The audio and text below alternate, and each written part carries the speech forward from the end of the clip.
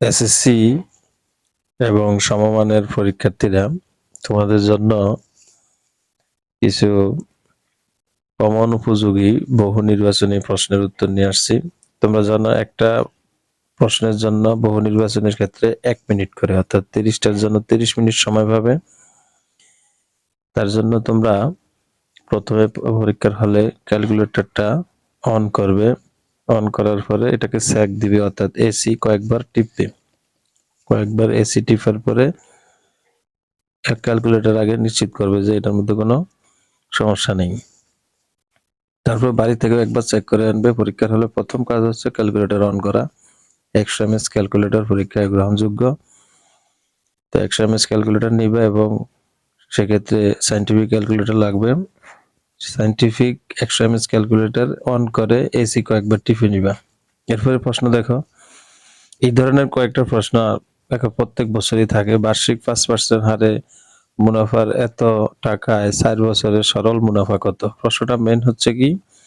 Main হচ্ছে সরল মুনাফা। এখানে দেখো এই সরল মুনাফা কত, 6 বছরের সরল মুনাফা কত। আবার দেখো এটার মধ্যেও একই কথা, সরল মুনাফা কত।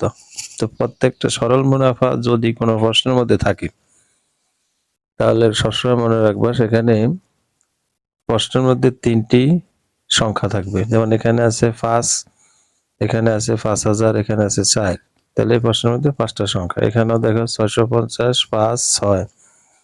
এই প্রশ্নটার মধ্যে সরল মুনাফা, তো এখানেও 7, 1512 3টা সংখ্যা থাকবে। এই সংখ্যা 3টাকে পরীক্ষার হলে কত তাড়াতাড়ি সংক্ষেপে আমরা কাজ করতে পারি সেটা দেখব। সরাসরি তোমরা যেটা করবে সেটা হলো এখানে সমাধান করা যখন শুরু করবে তখন প্রথমে যেমন 5% আছে, 5% থাকলে কি করবা? তখন লিখবা 5 ভাগ 100, 5 ভাগ 100। 5% মানে 5 ভাগ 100। এরপরে কত? 5000, তাহলে গুণ 1000, গুণ 5000। প্রথমে 5 ভাগ 100, এরপরে গুণ দিয়ে এখানে 5000 থাকলে 5000, 1000 থাকলে 1000। এখানে যেহেতু 5000 আছে তাহলে 5000 দিলাম। এখানে কত আছে? 4, তাই 4। এখন যদি হিসাব করো তাহলে কিভাবে হিসাব করো? ক্যালকুলেটর আনবে, ক্যালকুলেটর আগে অন করে রাখছো, এখন শুধু উঠাবে। তাহলে প্রথম কত? 5, এরপরে কত? ভাগ 100, অর্থাৎ এইভাবে যেভাবে যা মনে করছো ওভাবে উঠাবে। এখন পরীক্ষা হলে তো তুমি লেখার সুযোগ পাবে না, সেই জন্য আমি শুধু এখানে হয়তোবা লিখে একবার বুঝিয়ে দিলাম এভাবে করতে হবে।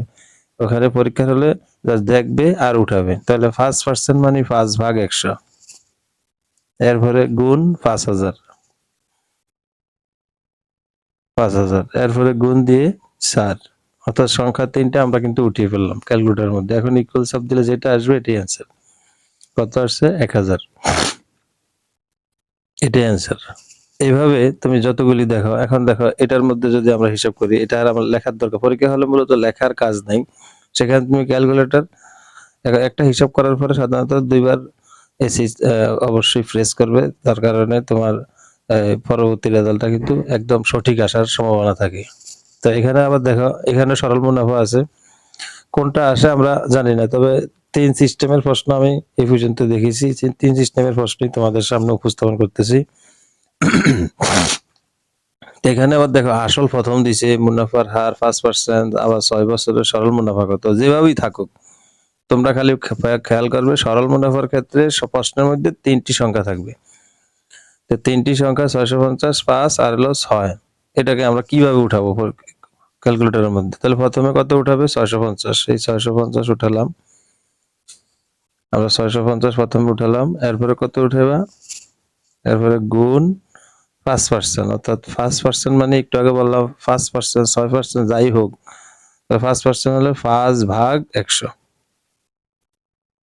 যদি 6% হয় তাহলে 6 ভাগ 100, আর যদি 12% হয় তাহলে 12 ভাগ 100। এইভাবে। তাহলে প্রথমে 650 উঠালাম, গুণ চিহ্ন দিলাম, 5%, 5 ভাগ 100, এরপরে গুণ 6। তাহলে একটার কাজ শেষ হলেই কিন্তু গুণ চিহ্ন দিতে হয়। 650 উঠাইলাম, গুণ চিহ্ন দিছি, এরপর 5%, 5 ভাগ 100, এরপর আবার গুণ চিহ্ন, এরপর আবার 6। দেওয়ার পরে ক্যালকুলেটর শব্দ যেটা আসবে এটি অ্যান্সার। তাহলে কত আসছে 195। আমরা কি করলাম, ক্যালকুলেটরে প্রথমে 650 নিলাম, গুণ চিহ্ন দিলাম, এরপরে 5 ভাগ 100, এরপরে গুণ 6, আমাদের রেজাল্ট দেখালো 195। এইভাবে করলে দেখবে তাড়াতাড়ি তোমার অ্যান্সার মিলে যাবে আশা করি। এরপরে দেখো আরেকটা আছে, আরেকটা কি বলছে এখানে, বার্ষিক শতকরা 60 টাকা হারে 1500 টাকার 12 বছরের সরল মুনাফা কত। তো এটা একই অবস্থা। আমরা প্রথমে কি করব, প্রথমে আছে 7, তাহলে 7 নিব, আগে এসি দুইবার প্রেস করলাম, এরপরে 7 গুণ কত 1500, এই 1500 উঠালাম, 7 গুণ 1500, এরপরে এখানে একটু ভুল হয়েছে দেখো, বার্ষিক শতকরা 60 টাকা বললে এখানে 7% ধরতে হবে, এখানে পার্সেন্ট কিন্তু নাই। তো শতকরা মানেই পার্সেন্ট, শতকরা মানে হলো পার্সেন্ট। সেক্ষেত্রে তোমরা কি করবে, ওই শতকরা পরিবর্তে যেহেতু এখানে পার্সেন্ট কথাটা উঠিয়ে নিছে, কিন্তু আমার ধরে নিতে হবে এখানে এটাই পার্সেন্ট। তাহলে 7 টাকা বলতে 7%, অর্থাৎ 7 ভাগ 100 গুণ 1500 টাকা, তাহলে 1500, এই 1500, এরপরে গুণ 12, এই 12, শতকরা মানে পার্সেন্ট। এই হিসাবে আমরা কি করলাম, 7 ভাগ 100 দিলাম, গুণ 1500 দিলাম, গুণ 12, এবার ইকুয়াল চাপ দাও, যেটা আসবে এটি অ্যান্সার। তো কত আসলো 1260। তাহলে প্রথমে কি করলাম, 7 ভাগ 100, এরপরে গুণ 1500, এরপরে গুণ 12, কত আসলো 1260। এই 1260 হলো অ্যান্সার। কত সহজ না? এভাবে একটু প্র্যাকটিস করবা, প্র্যাকটিস করলে দেখবা হয়ে যাবে। এগুলি প্র্যাকটিস যখন করবা, আমার এই ভিডিও যখন দেখবা, তখন আগে প্রশ্নগুলি তোমরাও উঠিয়ে নিবা। আমি যেগুলি করছি এগুলি তোমরা প্রশ্নগুলি উঠাবা, উঠানোর পরে ভিডিও দেখবা, ভিডিও দেখার পরে ভিডিও বন্ধ করে নিজেরা চেষ্টা করবা আসলে আমরা পারতেছি কিনা। অবশ্যই বাড়িতে হলো সবচেয়ে বড় পরীক্ষা, এই বাড়ির পরীক্ষা যদি পাস করো তাহলে ওই ওখানে 30 মিনিটের পরীক্ষা কিছুই না। এরপরে দেখো আমরা পরবর্তী কিছু প্রশ্ন আনছি। দেখো এই ধরনের কিছু প্রশ্ন থাকে যে বার্ষিক শতকরা 5 টাকা হারে, বার্ষিক শতকরা 5 টাকা হারে 500 টাকার 10 বছরের চক্রবৃদ্ধি মুনাফা কত।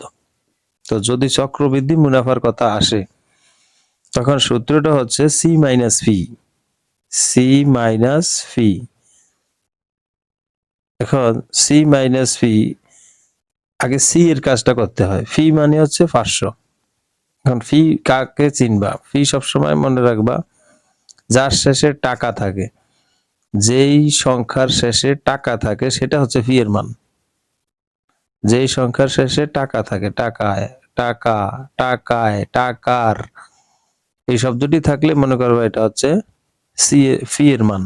এখন এই কাজটা করতে গেলে সি মানে হচ্ছে ফি ইন্টু 1 প্লাস আর পাওয়ার এন, এটা হচ্ছে মূলত সি এর মান।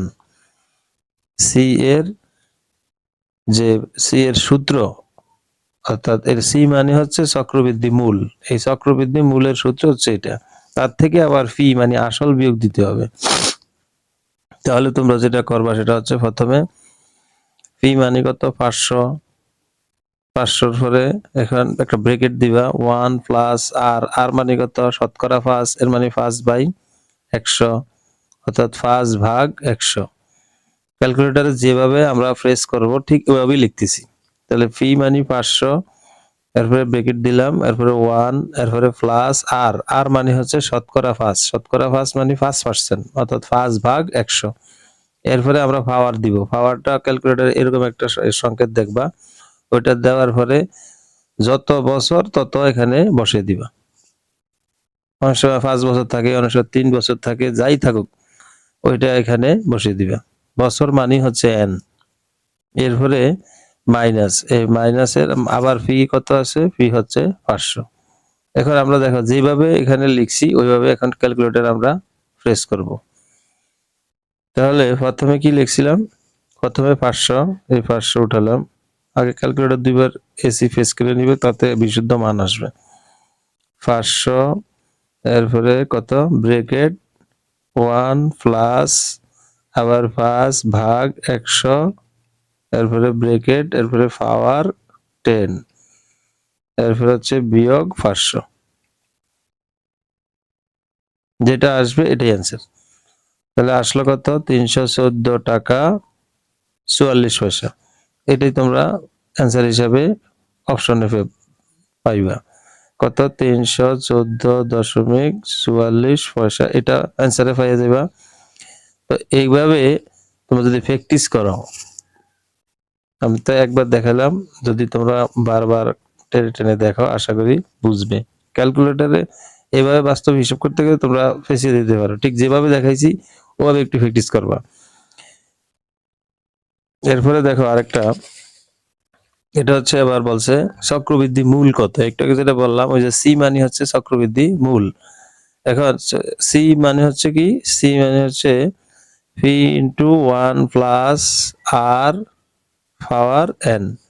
তাহলে ফি কত 500, এখানে ওই যে যার শেষে টাকা থাকে, তাহলে 500, এরপরে কত 1, এরপরে আর, আর মানে কি, আর মানে হচ্ছে ওই যে পার্সেন্টেজ যেটা থাকে 5%, তাহলে 5 ভাগ 100, এরপরে পাওয়ার, পাওয়ার কত, পাওয়ার হচ্ছে এখানে 5, যা থাকে তাই। এখন আমরা এটাকে এখন ক্যালকুলেটরে উঠাবো। দেখো ক্যালকুলেটরে উঠালে আমাদের দুইবার প্রেস করলাম, তাহলে ভালো এটা সঠিক মান আসার সম্ভাবনা থাকে। তাহলে কত 500 প্রথমে উঠালাম, এরপরে ব্রেকেট, এরপরে 1, এরপরে প্লাস, এরপরে পার্সেন্টেজ অত 5% আছে, তাহলে 5 ভাগ 100, এরপরে ব্রেকেট, এরপরে পাওয়ার 5, এরপরে ইকুয়াল শব্দ, যা আসবে তাই অ্যান্সার। 638.14, 638.14, এটা হচ্ছে অ্যান্সার। তাহলে কত সহজ না? যদি একটু আমরা প্র্যাকটিস করি বাসায়, পরীক্ষার আগে, আগেই বলছি, তোমার ঘর হচ্ছে, তোমার পড়ার টেবিলটা হচ্ছে সবচেয়ে বড় পরীক্ষার হল। এখানে তুমি যদি সময় দাও, নিজে নিজে পরীক্ষা দাও, তাহলে আশা করি ভালো রেজাল্ট হবে। এরপরে দেখো আরেকটি সমস্যা তোমাদের প্রায় সময় থাকে, আমি স্বল্প সময়ের মধ্যে দেখানোর চেষ্টা করতেছি।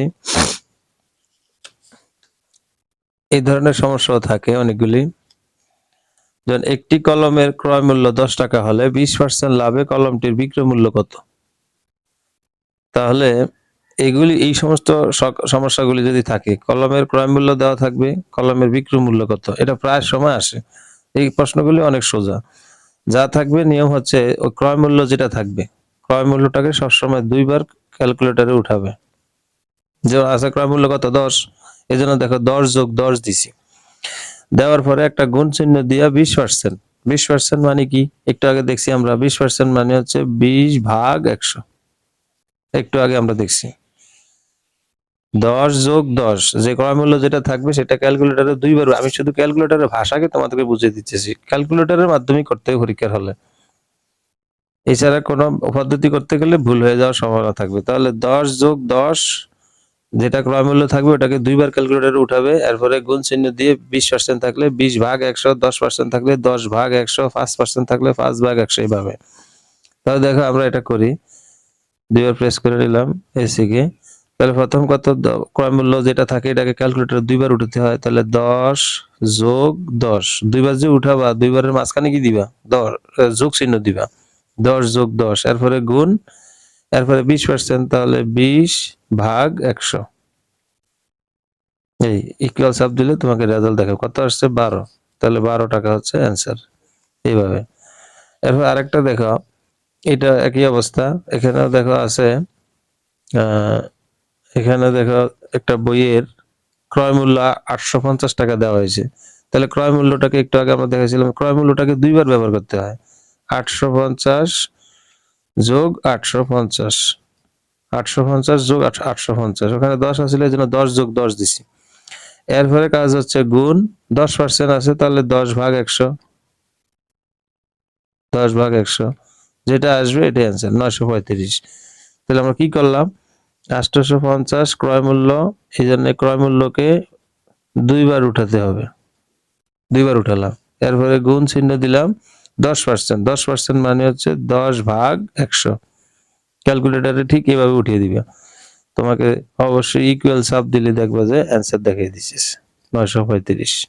কোনো চালাকির দরকার নেই, কোনো কৌশলের দরকার, ঠিক এই একটা কৌশল মনে রাখবা, এই অ্যান্সার গুলি সুন্দরভাবে দিতে পারবা। আশা করি সবাই মনোযোগ সহকারে দেখবে।